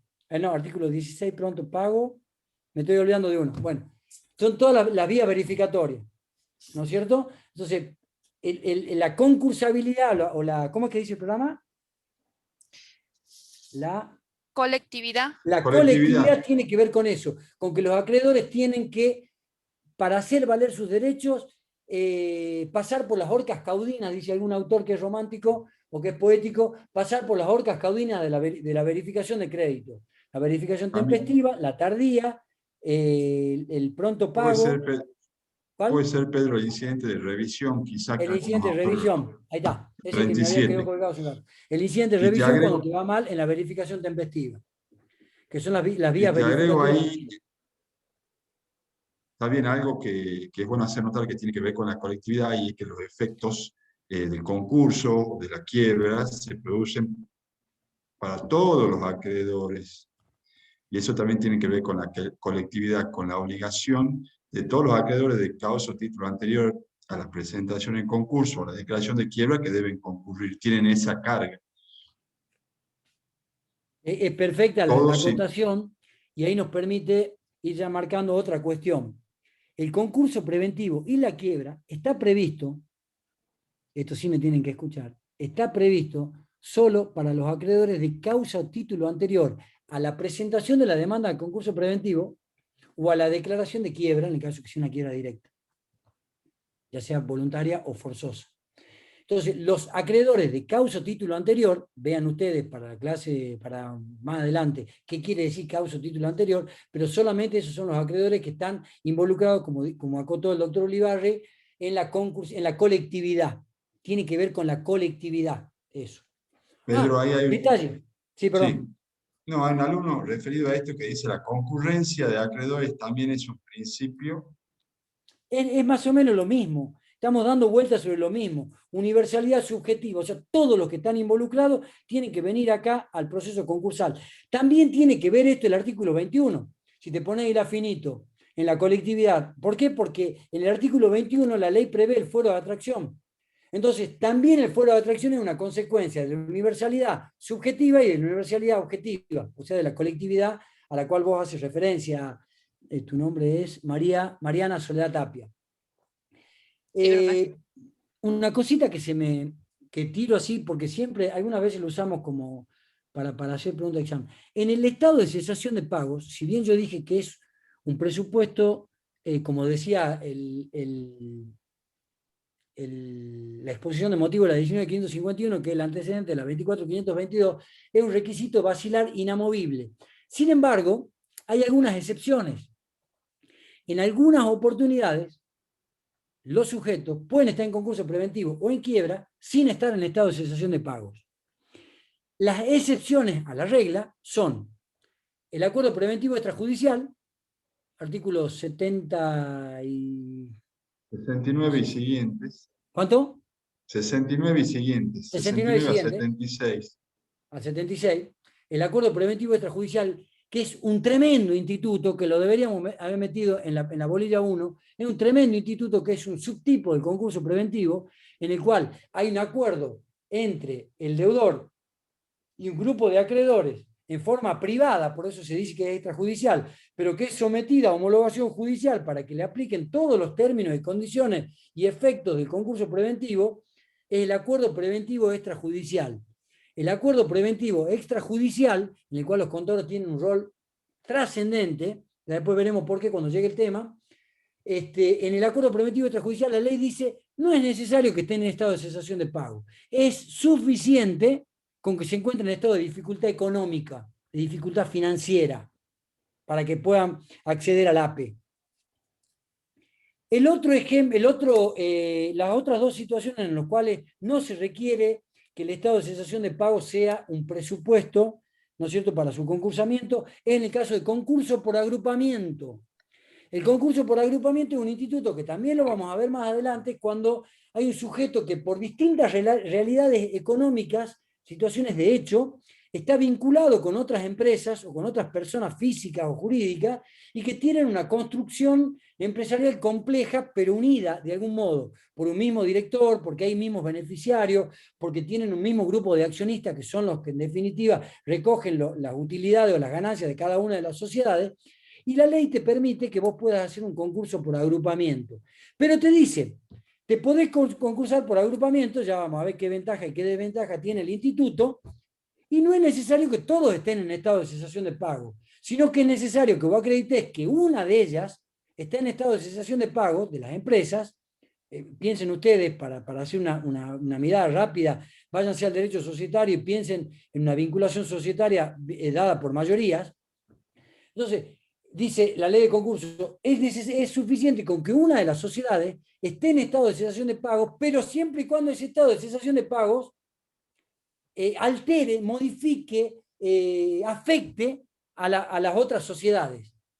Entonces, puede haber alguna sociedad que no está en estado de insolvencia, pero que forma parte del agrupamiento y que consecuentemente puede pedir el concurso por agrupamiento sin acreditar la cesación de pago. Otro ejemplo, dentro del concurso preventivo, el tema del garante, que también el garante no necesariamente tiene que estar en estado de cesación de pago y por el solo hecho de ser garante de un concursado puede solicitar la formación de su concurso preventivo que tramita bajo la regla del concurso por agrupamiento. Por último, para finalizar, otro ejemplo de situaciones donde el estado de cesación de pago no es un requisito, no es un presupuesto, es cuando hay quiebra por extensión. Artículo 161 o 160 y 161. Cuando se extiende la quiebra, ¿no es cierto?, a un sujeto, ya sea porque es solidariamente e ilimitadamente responsable o porque hay un acto ilícito de base, un acto defraudatorio de base, artículo 161, en ese caso no es necesario acreditar el estado de insolvencia para extenderle la quiebra, y la quiebra en ese caso funciona como una sanción por algún incumplimiento, en el caso del 161, o por alguna disposición de la ley que establece la ilimitación de la responsabilidad del sujeto, en el caso, ejemplo, sociedades colectivas o sociedades de capital e industria para el socio capitalista. Bueno, sigamos con las preguntas. Ahí entró Te preguntaba, Larita Ayala, Macarena preguntaba que repitas lo último, pero como vos seguiste, le estoy preguntando a ella qué es lo último que pedía que repitas. Porque No, eso cuando pidió la repetición, como que... Sí, fue bastante atrás, Adita. Cuando pidió pero que repita fue mientras estaba hablando de este último tema. Sí, no sé si Bueno, quiere tomar la palabra con audio dale, habilitense la alumna. audio, lo que quieran hacer una pregunta, anímense. Tenemos 10 minutitos más, así no lo hacemos tan largo. Justo ahí contestaste del concurso por agrupamiento. Un rato antes habían preguntado, como hace media hora, si era una excepción a la cesación de pagos. Así que bueno, ahí le contestaste. Después estaban preguntando qué artículos eran el concurso por agrupamiento. Yo les escribí. Y bueno, más o menos lo que te dije, porque hay varias preguntas. Después en el desarrollo de la clase las fuiste contestando, creo. Pero los chicos que quieran, Federico López en un momento quería hablar. No sé si ya... Sí, profe. Ahora justo estaba por interrumpir un segundito. La duda que yo tenía, profe, era si nosotros cuando hablamos de cesación de pago, decimos que, a ver, el cumplimiento irregular de las obligaciones ya se va a considerar estado de cesación de pago, porque la deuda ya va a ser exigible, ¿o no? No, ahí te estaba haciendo una ensalada. Probablemente porque mi explicación fue una verdadera ensalada, pero... No. No hay fórmula, te repito, Federico, no hay fórmula. Porque yo te digo, cumplimiento irregular, y ahí vamos viste, todos estos conceptos jurídicos, que yo a veces soy medio enemigo de eso, pero hay veces también no me queda otra que una resignación cristiana, que encima no tengo, de aceptar, porque decir, cumplimiento regular, ¿qué significa regular? ¿Cuándo es regular? Porque si yo adeudo sueldos, y recurro, yo te hago una pregunta, Federico, yo adeudo sueldos y recurro al banco para pagar sueldo, ¿eso es regular o irregular? No, es irregular, se supone que uno irregular, tiene que cumplir los hasta la sueldos, manija. normal. Perfecto. Claro. Pero si lo hago una vez, si fue una situación en la que yo tenía justo un ingreso tremendo, me lo postergaron 15 días, pero yo no lo podía dejar colgado a los trabajadores, pido un crédito en el banco, a los 15 días lo cubro y encima me quedo con un superávit. O sea, no hay una fórmula matemática, por eso es que la importancia de Fernández, que no la pude explicar bien, cuando el tipo dice, paren muchachos, no hay una cuestión matemática, contable, pasivo mayor al activo, listo, acá hay cesación de pago. No, no es un hecho el estado de cesación de pago, no es una situación concreta, es un estado del patrimonio. Ya cuando hablas de estado, ya empezás, viste, con la relatividad. Y obviamente para el deudor va a ser una cosa, para el acreedor va a ser otra, pero vos que sos contador, tenés que recurrir a los estados contables para ver dónde vos advertís que puede haber habido un inicio de cesación de pago en orden a determinar si hay una retroacción de la quiebra o no. Entonces, yo te contesto, no hay una respuesta uniforme a eso que vos preguntás. Por eso es que se recurre a la sana crítica del juez. Bueno, hay algunos jueces que tienen sana crítica, hay otros que no tienen directamente crítica, y hay otros que no están sanos tampoco. Entonces, ahí ya te expone a la relatividad, ¿no es cierto?, de lo que es la interpretación de una situación fáctica. Es muy difícil, pero bueno, no queda otro remedio que leer. En la práctica... Hay sí. una pequeña acotación. Hay hechos reveladores, hechos que te revelan, pero hay que analizar un estado, es decir, la continuidad en el tiempo. Porque solamente el hecho revelador, bueno, te está demostrando, pero tenés que demostrar ese estado, ¿no es cierto? Porque si no fuera un estado, no sería el requisito que te están exigiendo, como con el ejemplo concreto que te dio el doctor. Es decir, si yo vendo inmuebles para poder continuar con la actividad industrial, bueno, eso no es un cumplimiento regular. Me estoy deshaciendo de bienes que forman parte del patrimonio de la empresa, ¿no es cierto?, a los fines de poder cumplir con las obligaciones. Si no es un caso excepcional, sino que es un estado donde voy teniendo distintos cumplimientos irregulares, esos son los que llevan a la cesación de pago. Por eso se llama estado de cesación de pago. Entonces, entre la vida y la muerte hay dos hechos, nacimiento y muerte. Y entre medio está la vida, que es un estado, bueno, más o menos así. Hay un hecho revelador, pero tiene que haber un estado, una continuidad en el tiempo. El estado es continuidad en el tiempo. Entonces... Perdona, Fede. Sí. Lo que está marcando la doctora es esencial, porque esto despeja un montón de dudas que yo tampoco he puesto demasiado. Está bien, hay un concepto, pero hay hechos reveladores. En eso estamos todos de acuerdo. O sea, se tiene que expresar de algún modo, ya sea porque es un hecho, una venta vil, ya sea porque hay fuga del deudor, ya sea porque estoy recurriendo a medios ruinosos para pagar mis obligaciones, ya sea porque no estoy cumpliendo. Estoy de acuerdo, estamos todos de acuerdo, los que estamos en esta materia, que el hecho revelador por antonomasia es la mora, el incumplimiento de una obligación. En eso estamos todos de acuerdo. Pero ya entrando finito, si yo digo, como dice Ruillón, estaba buscando para hacer la lectura textual, pero no la encontré. Si yo digo, como dice Ruillón, el estado de cesación de pago es la teoría intermedia y yo me tengo que encontrar un incumplimiento, vos como contador, para ver cuándo el inicio del periodo de sospecha, te va a tener que ir un incumplimiento. Y capaz que hasta el incumplimiento el tipo ya se quitó de encima el activo más importante, vendió la finca al cuñado, le entregó el Mercedes-Benz al amante, o al amante, también podría ser, ¿no es cierto? Etcétera, etcétera. Entonces, de ahí que la importancia, y por eso rescato lo que dijo la doctora Ayala. Está bien, hay un concepto, es medio confuso, pero vamos a los hechos reveladores. ¿Me escucha, profe? Cristian de los Ríos, sí, te escuchamos. Buenas tardes, una consulta con respecto al tema. ¿Puede ser que de alguna manera un deudor busque la quiebra para beneficiarse? O sea, como para librarse de algunos pasivos que tengan que afrontar y esas cosas. Hay un concepto que hay que desterrar, un concepto que viene de antiguo, de que el quebrado quiere defraudar a sus deudores, de que la intención es hacerlo. La verdad es una herramienta legal establecida para el que no puede pagar.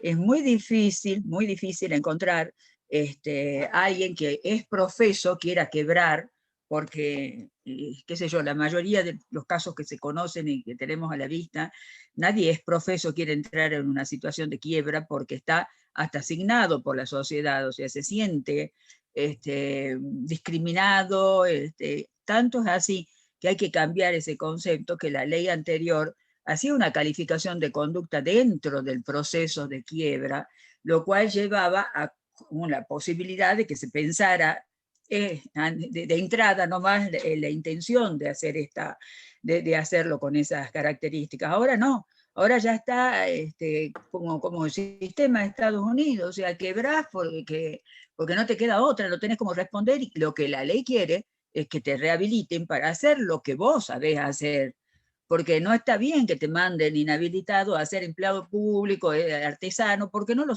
sos comerciante, sos industrial, entonces, ¿qué? Te da la ley la posibilidad de rehabilitarte porque te fue mal, pero eso es lo que sabes hacer. O sea, para que puedas continuar con tu actividad, porque es tu profesión, tu modo de vida.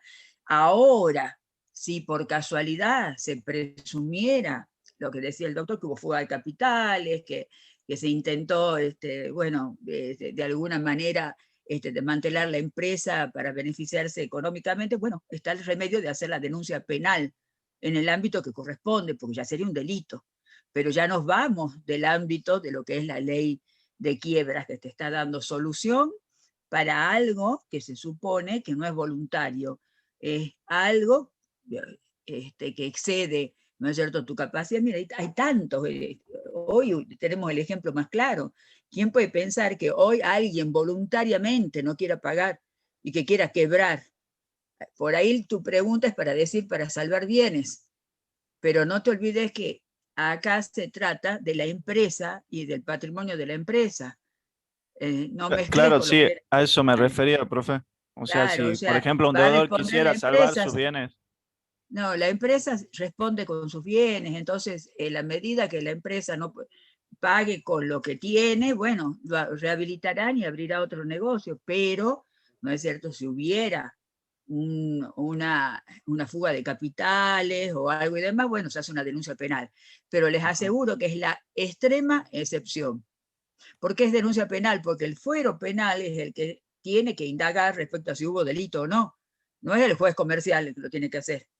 Entonces, sí, el juez comercial lo que puede hacer es presentar los antecedentes y decir, no quiero rehabilitarlo porque la rehabilitación es inmediata. Cumplido el año, la rehabilitación es inmediata. Si no, tiene que hacer la denuncia. Entonces se presenta ante el fiscal, le dice, la verdad no lo quiero rehabilitar porque creo que acá suceden cosas, ¿no es cierto?, que lo harían pasible de un delito de estafa o defraudación. Entonces, ante esa denuncia penal no se lo rehabilita y se investiga en el fuero que corresponde. La prueba está en el expediente del concurso, pero el juez del concurso lo único que hace es habilitar la instancia penal, que es muy, muy excepcional, muy excepcional. No sé qué opina el doctor Sánchez, pero creo que son muy pocos los casos.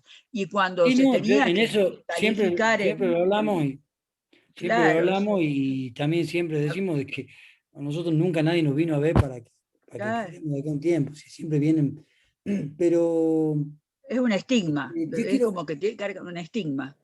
sí, de todas maneras, yo ensayo otra también, adhiero a todo lo que dijo Adita y le doy otro enfoque también a la pregunta. ¿Es cierto que algunos quieren quedar porque les conviene? Bueno, si es una herramienta legal y le conviene por alguna razón, macanudo. La clave te la dio Adita, te lo dijo muy solapadamente, pero anotalo para después más adelante, porque acá hay una distinción entre lo que son personas jurídicas y personas humanas, que se llama ahora. Viste que el código dice que son las que tienen la apariencia de humanidad. Yo pego en el palo, así que entro. Las personas jurídicas, que son entes, ¿no es cierto?, una vez que quiebran, se liquidan, no se vuelven a rehabilitar. En cambio, y ahí viene tu pregunta, ¿cómo te llamas? Cristian de los Ríos, y ahí viene tu pregunta, en cambio, la persona humana que quiebra, eso es lo que te dijo Adita, puede pedir la rehabilitación, no puede pedir, deberían rehabilitarlo al año de dictada la sentencia de quiebra para que este sujeto pueda volver a ganarse el pan, el sustento diario. Entonces vos me decís, ¿le podría convenir la quiebra? Sí, yo hace poquito tuve un caso de un empleado que tenía una deuda de 8 millones de pesos en tarjeta de crédito. El tipo era es empleado, sigue siendo empleado. Y le digo, ¿pero cómo has hecho para deber toda esa plata? Digo, yo a mí tengo una tarjeta de crédito que no puedo gastar ni 20.000 pesos porque no tengo más margen. Bueno, son estos juegos de los bancos que te van metiendo los pagos mínimos, el tipo debía 7 millones de mangos y lo quebramos, le quitan el 20% durante un año de rehabilitación y después al año lo rehabilitamos y el tipo vuelve a estar virgen, ¿no es cierto? Entre comillas, ha pasado por el río Jordán y pasa al otro extremo ya sin pecado concebido y vuelva a desarrollar su actividad común y corriente. O sea, ¿le conviene? Le conviene. Entonces, en esto te termino. Y lo asocio a lo futbolístico, que muchas veces lo digo. Mientras vos más sepas la ley de concurso, más la vas a poder aplicar. Más vas a poder saber cuándo eso puede servir a los intereses de tu cliente. ¿Por qué lo comparo con el fútbol? Porque digo, si vos a Messi le tirás una pelota, el tipo tiene en su cabeza 10 jugadas posibles, o 100 jugadas posibles, no sé cuánto. Si me la tira a mí, tengo una con suerte que es tirar a la tribuna, porque no se juega la pelota. Bueno, no el caso de Matías Ulibarri, que es muy buen central y que sí tiene algunas variantes de juego en su cabeza. Pero vos, mientras más sepas la ley de concurso, más la vas a poder utilizar. Lo que te dijo la doctora Ayala es una excepción de la cuestión penal, pero la quiebra es una herramienta legal, como cualquier otra. La podés usar. Si te conviene por alguna circunstancia, metele pata. ¿Qué otra pregunta? Blanca Alvis habla respecto, dice, se habla de un presupuesto relativo de apertura del concurso, porque la doctrina dice que el deudor, por el solo hecho de pedir el concurso preventivo, ya se declara en estado de cesación de pago. Sí, eso también lo dice Rullón. Claro. De última, igual no solo se presenta en concurso, sino que tiene la obligación de decir cuándo estima él que se inició el estado de cesación de pagos. O sea, sí hay un reconocimiento tácito con el solo hecho de presentarse, pero tiene la obligación legal, dentro de los incisos del artículo 11, de decir cuándo él considera que se inició ese estado. Como decimos, hay un hecho que inicia el estado. Yo considero que fue cuando me clausuraron el local o cuando me cerraron la cuenta corriente, qué sé yo, pero él tiene la obligación legal de decir, mi estado de cesación de pagos considero que se inicia en tal época. Entonces, no solo hay un reconocimiento al presentarse, que es implícito, la teoría de los hechos propios, sino que además tiene la obligación de indicarlo, de indicar cuándo se inicia. Y de probarlo, porque... Sí, claro. Y de probarlo, porque si no, le quitaríamos todo valor a los estados contables que tienen que acompañar con el artículo 11. Los 3 últimos balances, el estado de activo y pasivo, la nómina de acreedores, eso son estados contables que acreditan el estado de cesación de pago. Este concepto de la relativización, ¿no es cierto?, del presupuesto sustancial objetivo en orden a la apertura de un concurso preventivo, se puso muy en boga con la pandemia, porque decían, estamos todos en cesación de pago. Incluso habían quienes propiciaban que decían, bueno, no es necesario ni siquiera presentar los estados contables porque ya todos estamos en estado, se presume que estamos en estado de cesación de pago. Yo en eso prefiero, y en orden al gremio que no es mío, pero que es de ustedes, que la tarea y el trabajo de los contadores públicos nacionales, o las contadoras públicas, es que hay el hecho de el estado de cesación de pago, hay que acreditarlo. Yo no lo relativizaría tanto. Hay que acreditarlo. ¿Cómo? Con estados contables. También es cierto que los que dicen esto se aferran en el reconocimiento del deudor, pero ahí te hago jugar lo que te dije al comienzo, que rige el principio de inquisitoriedad y oficiosidad. Porque no es que todo lo que yo digo es en el proceso concursal, porque si no yo digo, me concurso y digo, el doctor Matías Ulibarri es acreedor mío por 10 millones de dólares. Ah, pero lo estoy reconociendo yo. No. En concurso no es siempre del todo válida el reconocimiento o todas las características de los procesos dispositivos. Porque acá siempre hay un enjuague, siempre hay que ser un poquito mal pensado en orden a la ley de concurso, ya sea en el concurso preventivo por el manejo del cómputo de la mayoría y en la quiebra por el recupero de la plata a través de acreedores ficticios. Por ambas situaciones hay que ser cuidadoso con esa situación. Claro, Otra pregunta más, última pregunta. Se relaciona con esto el hecho de que cuando se presenta el deudor debe, ¿no es cierto?, tiene la obligación respecto a la causa de su crédito, no puede inventarlo, o sea, no es un mero reconocimiento de que me está debiendo, sino que si yo quiero cobrar, deberé acreditar la causa de mi crédito. Entonces es como que se correlaciona un principio con el otro. Están preguntando mucho los números de los artículos, yo les contestaría que agarren el índice de la ley, y en el índice de la ley tienen ustedes los artículos de la ley. Profe, porque esto es el comienzo. Tengo una duda más. Última. En el caso de, bueno, un profesional que tiene su estudio, yo quisiera saber más o menos cuáles serían los parámetros que tendría en cuenta un profesional para solicitarle al cliente que viene a pedirle un consejo sobre si solicitar su propio concurso o directamente la quiebra. Mirá, te voy a dar una respuesta súper fina y súper sutil en la evasión de la respuesta. Eso es una pregunta de cajón para el trabajo en comisión, porque vos tenés ahí 3 o 4 contadores que te van a decir muy bien toda esa cuestión. Es muy buena pregunta, y eso no es sarcástico, la primera parte tal vez sí, pero metele pata con los trabajos en comisión. Trabajen mucho en comisión. Yo sé que hay varias preguntas más, pueden haber más, pero si no yo ya cerraría con algunos temas operativos.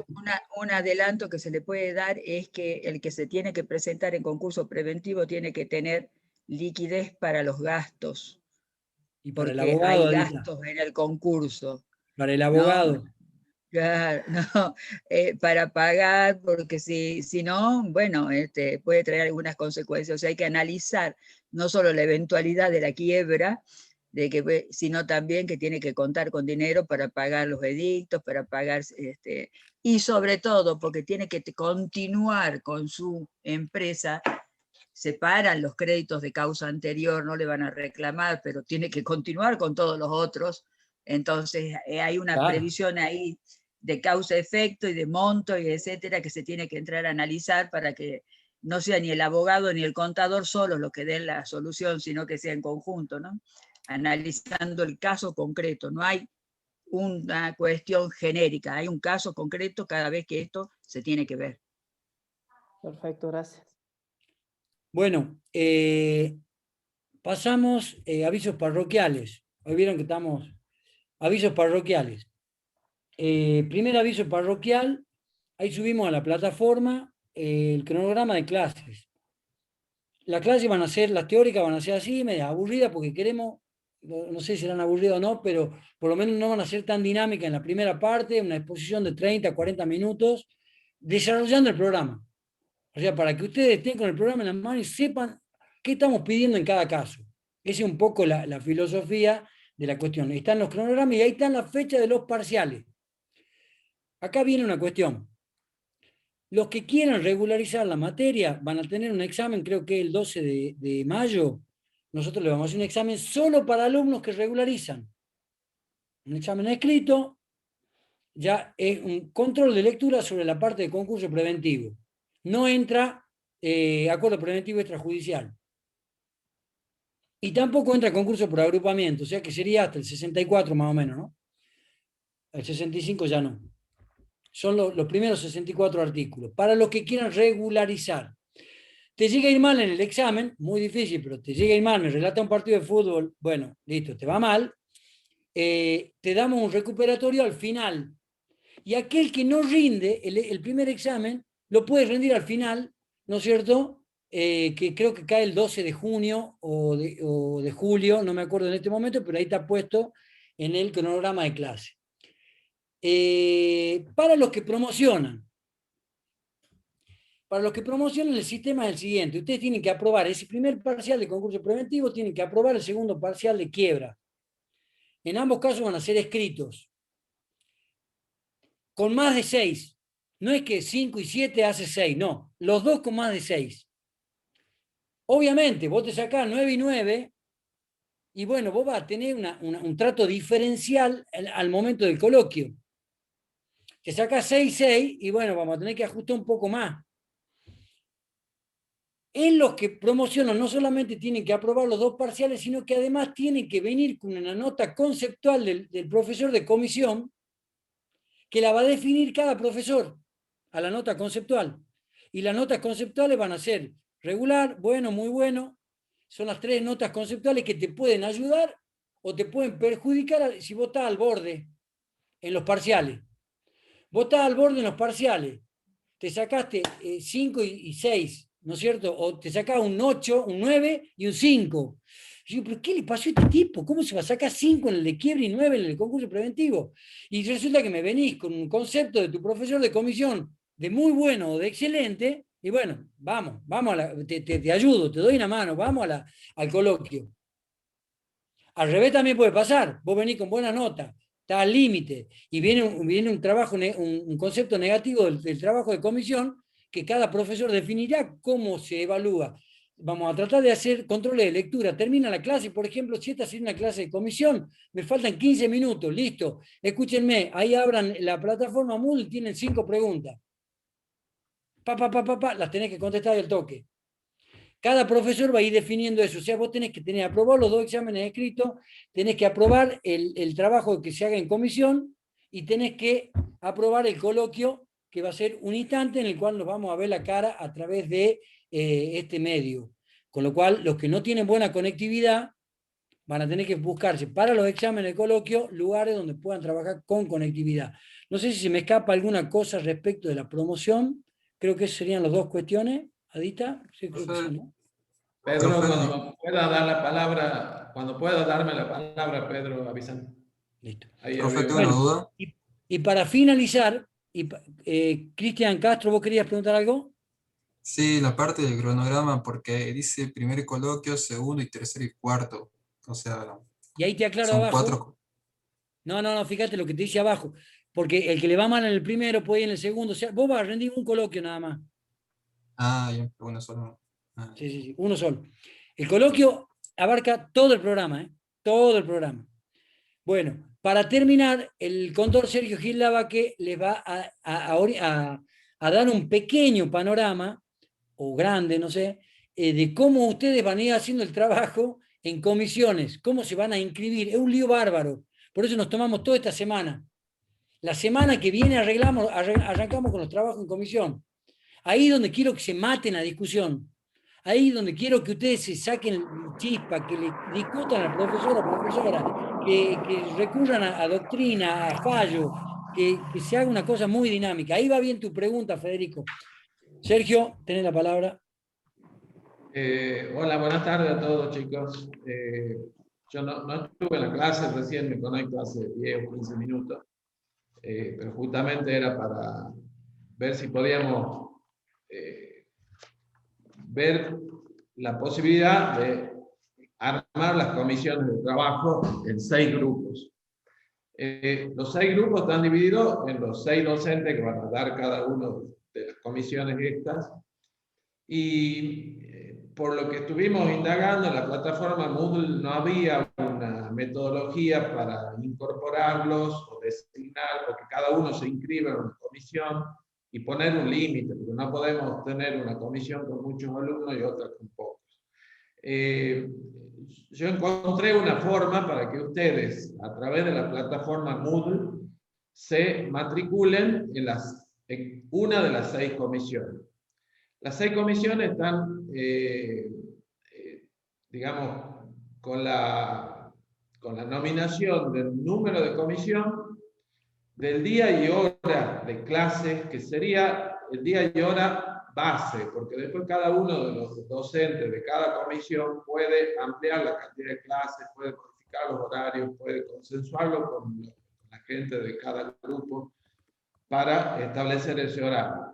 Y quién es el docente responsable de esa comisión. Por ejemplo, la comisión 1 va a estar a cargo del contador Paganetti y se va a dictar los martes de 14 a 16. La comisión 2 va a estar a cargo del doctor Del Monte. No anoten porque está todo en el título de la comisión.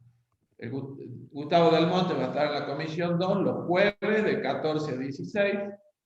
Quien les habla va a estar en la comisión 3, también los jueves de 18 a 20.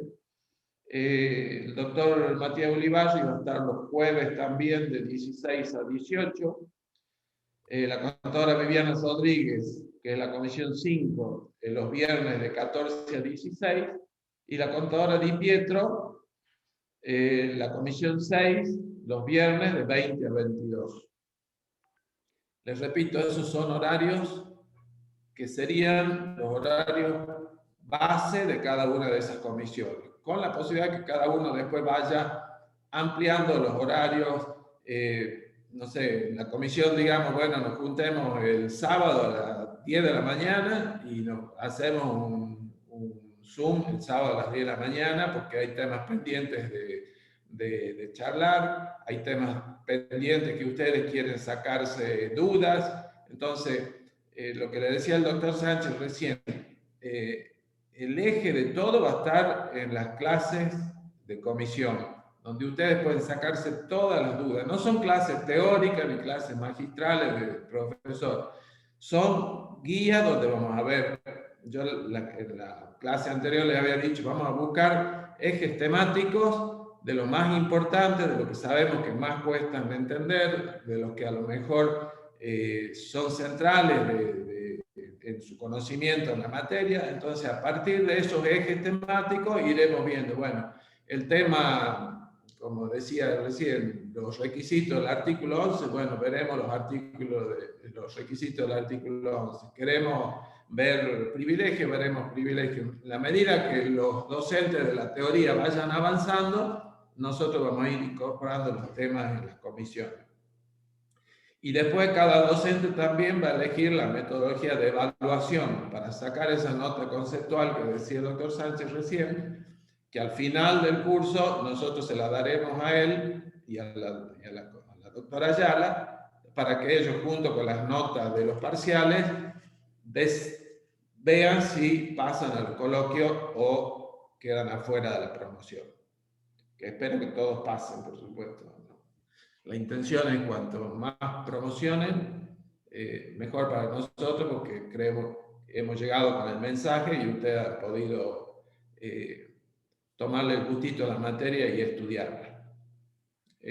Así que la plataforma Moodle para la inscripción o la matriculación de cada alumno en comisión va a estar abierta hoy a partir de las 19 horas. Espero que funcione. Si no funciona, cambiaremos el método, porque en la universidad nos han dicho que no podemos poner límites. Yo encontré una forma de ponerle un límite de 50 alumnos a cada comisión. Veremos si eso funciona.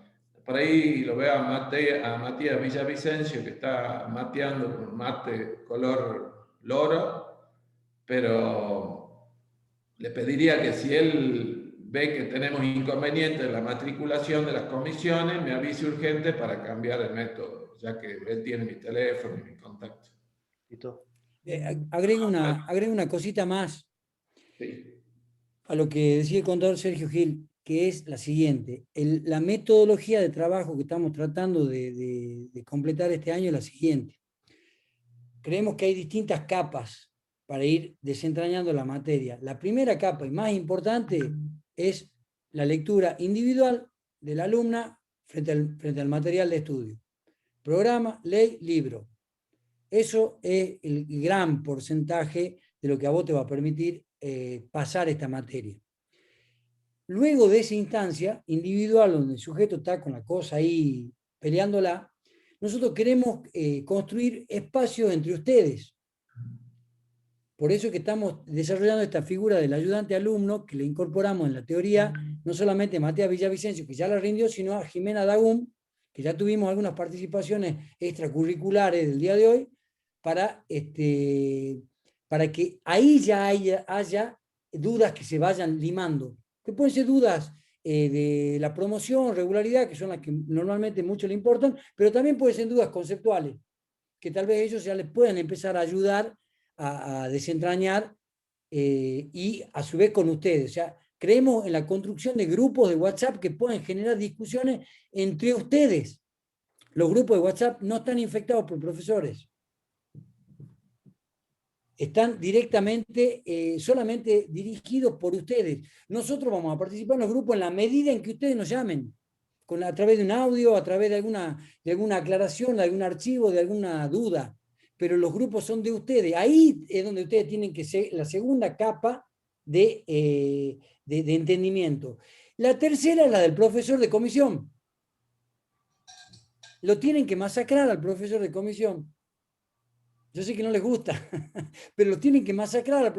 Profe, ¿cómo es esto y cómo es aquello? Mire, encontré este fallo, pa, pim, pum, pam. Y la última es la que nosotros, la parte de los que estamos a cargo de la teoría, que somos la doctora Ayala y yo, que damos estas pequeñas exposiciones, ¿no es cierto?, que simplemente nos circunscribimos a lo que dice el programa para que ustedes sepan qué estamos pidiendo en el programa y nada más. Pero me parece que somos lo menos, o no sé si lo menos importante, pero creo que es muy importante el estudio individual, creo que es muy importante el estudio grupal y el trabajo con el docente de comisión. Y en última instancia lo nuestro, que espero que les sirva, obviamente, pero así está planteado este año la cosa. Bueno, se nos está yendo el horario. No sé si Adita, Matías, Ulibarri, gracias por la ayuda. ¿Quieren cerrar ustedes? Yo ya me despido ahora. Gracias, muy bueno, un gusto. Nos vemos en las comisiones con los chicos. Gracias a todos, esperamos un esfuerzo importante para que, sobre todo, aprendan mucho, entiendan, se saquen las dudas y tengamos hermosos, preciosos profesionales que hayan pasado por esta materia y no les haya quedado ninguna duda. Bueno, besos. Chau, chau. Chao, Muchísimas chao. gracias. Chau, chau. Chao.